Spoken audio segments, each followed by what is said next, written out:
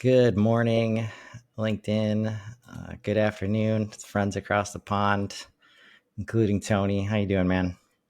Good afternoon. I don't know if there's anybody this side of the pond with us today because we're a bank holiday. Oh, Um, bank holiday. but I'm made the effort, so hopefully our legions of fans will also. Man, committed. Um, well, thank you for sacrificing your bank holiday to be with us today. Talking more, building your strategy into HubSpot, and thinking about when I asked what we were talking about today. How often do we do this where it's like, okay, clearly we got to take a step back. We've started doing some stuff in HubSpot. We started talking to people about HubSpot. There's miscommunication, there's misunderstanding, all related to the nuance of the human language. Uh, so today we're going to talk about what do we mean when we say strategy. Yeah, yeah. So it's a oh god, it's such a regular debate with between partners, between colleagues, friends, people within the same business. The one I usually use to illustrate is the difference. When I like to ask sometimes just for devilment. What's the difference between a strategy and a plan? I'm not entirely sure there is one. Maybe we'll go into that in a little while. But let's try and define, because it's definitions that are important, so that we, as you say, we can all share a language, or at least if we can't share the language, you can share the definition, right? So we can understand what we're talking about. So I like to think of strategy in terms of relationships. It's perhaps easier to understand it that way. So whatever you then want to call it, you can see it in the context of the relationship between what you want to do and what you are doing in your business, right? So we usually start our business, even if it's a tiny little small business like I've got, or a massive, huge business. We usually start with some sort of vision. We usually want to be a thing. We usually want to do a thing. We want to achieve a thing. Chris, your vision for this stuff, this content that you produce is really compelling. You know exactly. I feel like you know exactly what you're trying to achieve, right? Thank you. From the vision, we usually agree a mission.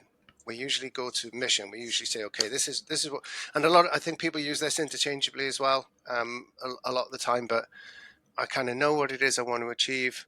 This is the mission. In order to do this thing that I want to achieve, this is sort of what we want to do. And then we think to ourselves, right, how are we going to do that?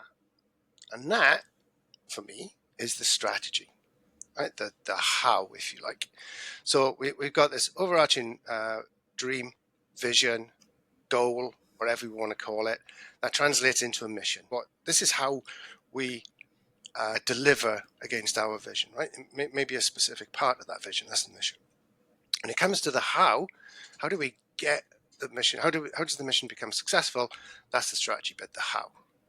And then underneath, if I can describe it like that, if you would sort of look at it as a diagram, underneath that would be, what are the things that we then need to do in order to complete the things that we've said we need to do in order to achieve the mission, which takes us to the vision, right? So it works back up that way. And that's the tactics. Those are, or operations, if you prefer to call it that. Lots of people get mixed up between strategy and tactics. And I can see that. I think that's quite reasonable. And I don't think I get quite as hot under the collar as some people do when that mistake is made. I do understand why. So imagine it sort of up and down, right? We start with this. This is what I want to be when I grow up. When my business is successful, this is what I want it to be doing. So the mission I'm going to undertake in order to achieve that is this thing. I'm going to build schools. I'm going to make shoes. I'm going to, whatever it is, and I'm going to do that in a certain way with a certain level of integrity, or utilizing a specific resource or something like that. And in order to do that, in order to achieve the mission, this is what I need to do. That's my strategy. This is the how. And then in order to hit those markers, hit those pointers, hit those, dare I say it, even the KPIs of the strategy, or the OKRs, or whatever you want to measure, because I'll talk about this in a minute. I need to do these things. I need to undertake these tactics. I need to successfully execute these operations, right? And one of the Yeah. bits that people miss is the feedback loop. This is what I just started to talk about there. One of the things we miss is the only way you can tell whether the things that you are doing are aligned with the strategy, which is going to allow you to complete the mission, which is going to take you to where the vision is going to it wants you to go, is if you're looping back. The feedback is looping back into the strategy. And this is the bit, I think this is the easiest way to see how HubSpot can fit into your strategy, or how you build your strategy into HubSpot, is to therefore create the feedback loops in HubSpot almost first and foremost, rather than just jumping in and using the tools, right? So again, for me, one of the most misunderstood or underused, one of the most underused tools in HubSpot is actually the goals tool. At enterprise, it's a fantastic thing. At pro level, it's pretty powerful. You can set goals for activity levels, for revenues, and for all sorts of other things. You've got the campaigns tool. Again, at pro level, it's even better at enterprise level, but campaigns is going to allow you to see specifically what your marketing undertakings are delivering against what you hopefully have done to set up as your KPIs. Again, a built-in feedback. And then you've got all of that analytics, the sales, the traffic, the website analytics. You've got all those dashboards. You've got everything there that allows you to see things. Now, it's very easy to become blinded by these analytics. If you just look at all the analytics available to you, of which there are hundreds, what does it even tell you, right? Yeah. So one of the important things is to choose the measures that you want to reflect success or otherwise in the things that you're doing, which are going to take you to the objectives that you've set within the strategy, which allows you to complete the mission, which delivers against your vision. So I think it's easier to describe it as a relationship and a kind of up and down, or maybe even a circle, right? Maybe even HubSpot's flywheel relationship, where it's difficult to see where Okay. one ends and one begins. So when you say relationship, you're talking about the relationship between those things you just mentioned. Yeah. Okay. So when you first said it, I was like, oh, we're going to talk about humans and the relationships. And I still kind of want to do that because I think so much of the nuance is lost in how we use the words what and how Yeah. as like, so we've got this vision and mission. And usually, you know, in my experience, sometimes, a lot of times, it's not even well documented or thought out. It's just like, hey, I see a problem. I'm going to build a product or service that's really good at solving that problem. And I know these people have that problem. And now my business is some combination of product, service, plus sales. And like, sometimes I haven't even thought through delivery. I'm the guy Yeah. that can deliver it. So I just deliver it when they ask for it. Right. And, but I don't get to do that unless I build some kind of relationship, with the people. So as you were describing it, because I always come back to, sales strategies that just talk about the number of units that we need to sell this year, the number of boxes that we've got to move, not about how we're going to do that, just that the what is okay. We sold 50 last year. We got to sell 100 this year. We're not going to talk about the market conditions and whether or not that's even possible. We're not going to talk about TAM. We're just like the revenue expectation is X. So that means we got to sell Y. Yeah. Like, and it's why I push back on things like leads and just that whole approach. Because if you can think about it strategically from that perspective, like you're not selling anything unless you develop some kind of relationship. Which generally starts from conversation. So when we're talking about KPIs, about is the stuff working, is it more valuable to see how many conversations you're having, how many relationships are being built? Or are you just trying to see like, leads and email addresses? Because it just hides the actual strategy, It right? does. Like, so It absolutely strategy does. exists. Yep. It's just whether or not you're intentional with it or It's not. it's a really good illustration of what happens, I think, and I love the word conversation as well, because I'm a great believer in conversational leadership. or management. And again, I'm starting to consider that management, about the differences again between management and leadership. Another one of those age old arguments that we go around. And I think leaders that live the strategy and talk about the strategy, and this is the important thing. I always remember when I used to do induction training as MD of a relatively big business, a couple of hundred people. I'd insist on doing the induction for every new starter, even if I never really spent very much time with them thereafter, because I wanted to explain to them how important their job was to the success of the business. And it didn't really matter what their job was, right? Because I believed quite simply, if everybody does their job within a tolerance, if everybody does their job, then the strategy wins. Because if you think about it, right, we have this vision and that mission that we talked about, and the strategy involves all of these people doing their job. If 99% of those people are doing their job, there's increasingly the case that now where it gets disconnected, which is really important, really interesting that you should say. If somebody says, well, we sold 50 of these things last year, now we're going to sell 100 this year, and go, okay, so how do we go about making another 50? We've got to look at the materials, we've got to look at the technology, we've got to look about whether we have the capability and the capacity, and all of which, as you say, completely ignores the fact that we don't even know if there's enough of an addressable market out there to sell them. What are we going to do without pricing? So in many ways, think of it as a conversation. Think about everybody sitting around, everybody in your business sitting around, all the functions, if you like, the silos. Silos, this is something that people don't realize. Silos are, you cannot avoid silos, because silos are a consequence of teams, right? Unless you have, especially in a larger organization, unless you have one big unit doing everything, which is not practical, then you can have teams. If you can have teams, you can have silos. The end. So one of the ways that we break these silos down is through conversation. Yes, alignment as we talk about it, but we get alignment through the conversation. So in our strategy session, we sit in a room around a big table and we allow people to say, yeah, but what about? So when the sales director says our strategy is to sell another 100 or double another 50 of our widgets next year, then everybody around the table is enabled to say, well, okay, but what about? So the finance person can say, well, what about the impact that's going to have on our discount structures?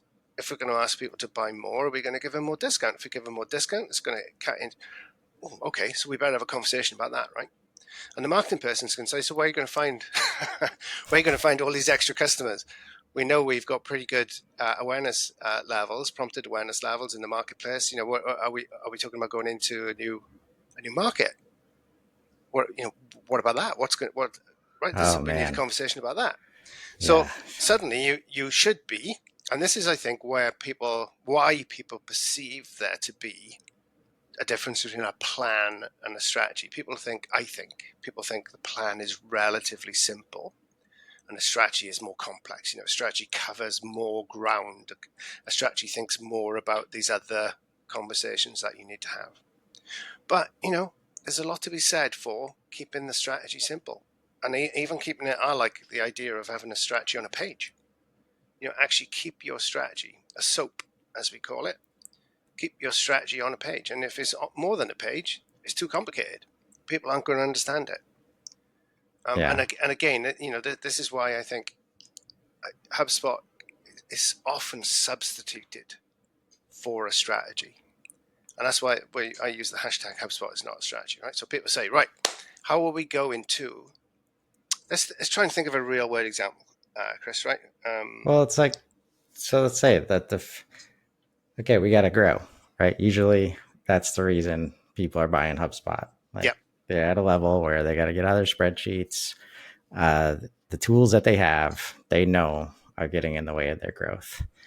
And let's keep going with the 50, sold 50 units this year, got to sell 100 next year. Right. So let's say we see, sorry, go on. So and this is like the ecosystem, the challenge that we have right now. There are some very specific shiny objects that you can sell to people that will achieve that result sometimes without a lot of strategy. Because if you're a small business, and you've been emailing 1,000 people, and somebody tells you you can put this and this and this together, now you can email 10,000 people, and it doesn't matter how good the conversion rates are, the open rates, or anything else. If you see a couple more leads and that leads to a couple more sales, like, I don't need to, like, that's the strategy, Yeah, right? correct. So I It's a think brilliant that's example. A right. brilliant example. So that's where HubSpot becomes the strategy. So what we'll do is we'll buy HubSpot and 10,000 marketing contacts, and we'll expand the list out. We'll acquire data somehow. We'll every acquire this time data. somebody every time somebody refers to Zoom info data as marketing data, I want to lose my fucking mind. Like, I still can't work out how it's GDPR compliant, right? Everybody says it is, and it would appear that in this country, the ICO, the Information Commissioner's Office, is buying it, right? But if that person's never heard of you, how can they possibly have given you consent for you to market to them? right. Anyway, And then to lean into that, that's how we like backdoor into like such bad practices, and we forget about the humans and conversations and relationships, because then as soon as I buy HubSpot, it's like, okay, we got to get 10,000 emails yeah, so that we can email 10,000 people. How are we going to do that? Let's yeah, buy Zoom info, yeah. right? Okay. What are we going to tell them? Doesn't matter. Let's just email them, right? And We're then going to get no matter, 0.001% return. So in order to meet our 100 units, we just need to crank out more yes, emails. In like the wrong math. And that's where I think what I see more and more, and why this is such a challenge on this side of the wall. And when I say this side of the wall, there's the operations and production side, and then there's the customer side, right? On the production side, on the operation side, it literally is just math. Like, yeah, I've got to make 100 units. This is what it takes.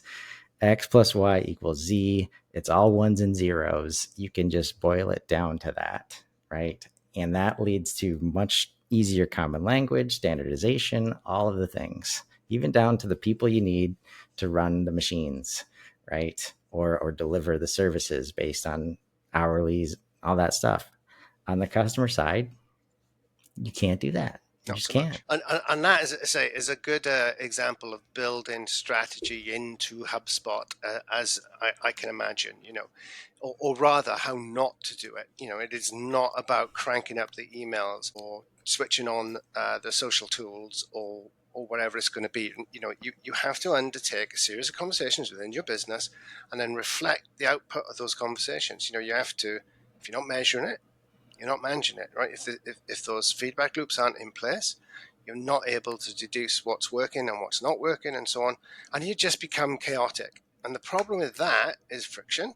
And as Doug Davidoff would say, that there is good friction and there is bad friction. This is bad friction. This is stuff that's going to slow you down and gum you up. It's going to prevent you from scaling. And it's because there isn't a simplified, streamlined process. There isn't a strategy, or at least there isn't a strategy that what you were saying earlier. You're doing it on purpose. There isn't a strategy Right. you're intentional about, right? You're Yeah. throwing more mud at the wall. You're working faster, working for longer hours, working. Eventually the whole thing's going to fall over. Yeah. We need to be doing things as safely, as sustainably, whatever your bottom lines are, profitably. Not to forget profitably, as we Yeah. can, not Because just it's running at things, not just running at the wall and throwing ourselves into a propeller. right. Because it's gonna fall over, and is falling over in a lot of cases, on your people, Yes. on your customer facing teams that are having to deal with, people not having the right expectations because they didn't get an email that was customized for them. They haven't had a customized experience. So they get to you and it's like, oh, this is what you were sold. Uh, yeah, let me, hey, engineering, like, can we do that? Sales said we could do that. I guess so. Let's go build it. Right. That happens just way more than everybody thinks.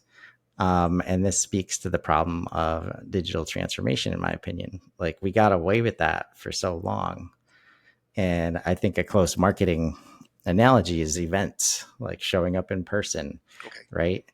Now you might have like, you generally have a leads goal like related to those events, but how do you get the leads? Like conversations, relationships. That's why you go to the events, because you know you're going to get that. And the tough part is when you're being sold a tool and then you use HubSpot as the strategy, and it gets so granular about KPIs and MQLs and customer journey analytics, you just lose sight of all that stuff. And then once you have the quick wins, like it doesn't matter how many emails you sent or the rates, but you got a few sales more than you did when you weren't doing Yeah. that. Now it becomes very, very difficult to deprioritize those activities in any way at all. And then all the effort there, I tell people, like, if you just took 25% of the effort that you're putting in email and started putting it over in LinkedIn, like, watch out. Like, the results will amaze some people, but it's just a habit, right? The difference is I don't know what's going to happen when I go over to LinkedIn. No And, matter how good or bad it is, I know what's going to happen when I send out emails. I think this is the other part. Maybe the to talk about this as regards strategy as well. I think it's very easy. I think tactics are short term, and this is another reason I think why we get stuck in the tactical level, because we're short term, and you know the economies of the world have become short term. We don't talk about the next 10 years of investment and what impact that's going to have on our businesses and our people and our standards of living, our standards of education, and so on. We talk about inflation this quarter, or we talk about interest rates, or you know, whatever it is we talk about, but always this quarter. This quarter, maybe next quarter if you're lucky. It's mad if you think about it. You know, 60 million people in the UK, 500 million people in the US, sort of worried about the next 3 months. It's quite insane, really. And strategy is a long term thing, right? Your vision, it's probably not worth having it if you're going to be able to achieve it within 3 months. It's probably a multi-year thing. It's probably going to take you, oh man, maybe even a lifetime. You know, so this month's results really aren't pertinent. They're not, as long as you're making progress on multiple fronts towards the strategy. And this is where you say that slavish dedication to one measure is problematic, or the the rinse and repeat nature. Oh God, we've got a result. Do it again, do it again, do it again until you've literally burnt it out. You know, you've burnt your email list, as happens all of the time. So Rather then you get than advice yeah, that says create dummy email. Like, can we oh, just, gosh, can we just think about that stuff before we just do it? Like, oh think of the man. children. So Yes. conversations are such a great way to think about it. You know, emails, social posts, customer service interactions, sales interactions, marketing interactions, they're all conversations with customers.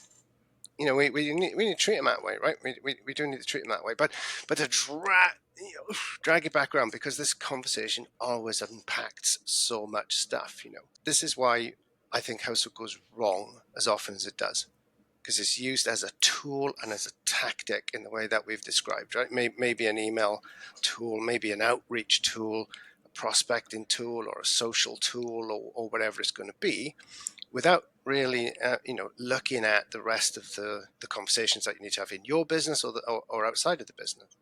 HubSpot, when at its best, is a customer relationship management system. It holds all the conversations that we have up and down the chain, up and down the customer's life cycle, the customer's journey, whatever you want to call it, and allows us insight into what's going on. It allows us to actually change our strategy, adopt and adjust our strategy, because we're able to see these things and see them in the long-term context, not just now, but next, and then eventually as well. How far do we want to go? They call it 3 horizons. You know, we've got an immediate thing to look at, and let's worry about the middle distance. And then what about the stuff we can't see? You know, who was planning for AI? Because I bet there were plenty of organizations who were, but to most people, along comes ChatGPT and everything gets turned upside down. That's bananas. We've been working on AI since what, the 90s? Who's planning for it? Who's planning for that level of disruption? Yeah. It's absolutely insane. So this is why I say I rave about this. I go on and on and on about it. To use HubSpot properly, build your strategy into it. It isn't your strategy. Build Right. your strategy into it, and start with the vision, your mission, the strategy. How are we going to get there?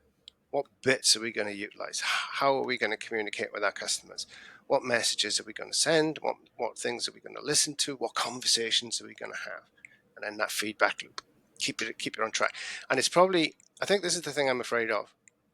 I think people become disconcerted if their HubSpot instance is too simple. I genuinely think if they look at a report and they think there's only 2 variables on this report, surely it should be more complicated than that. Or they think to themselves, I only have one thing to concern myself with. What is that right? Strategy is really complicated. The more simple and the more straightforward we can keep our strategy. Try to fit it on a page. If you Yeah. can fit your strategy on one page, and even fit your vision, your mission, your strategy, and your tactics on one page, then you've nailed it. You've absolutely smashed it. Not everybody can do that, and I'm not saying that everybody Well, I think, should do that, but I think that's an aspiration. yeah, I think if you are able to simplify it, like, I think you can. And that's where you just, it's a high level view, obviously, this one page. And if you can't create some level of clarity across that, the relationship between those things, like you're mentioning, like, how can you expect to get it, like, when go lower? I think that's probably, even as I say that out loud, it's like, of course, high level to low level. But when you don't understand the high level piece, the low level is where you hit the silos and you start doing tactics, and you're like, it might feel better because you know what's happening.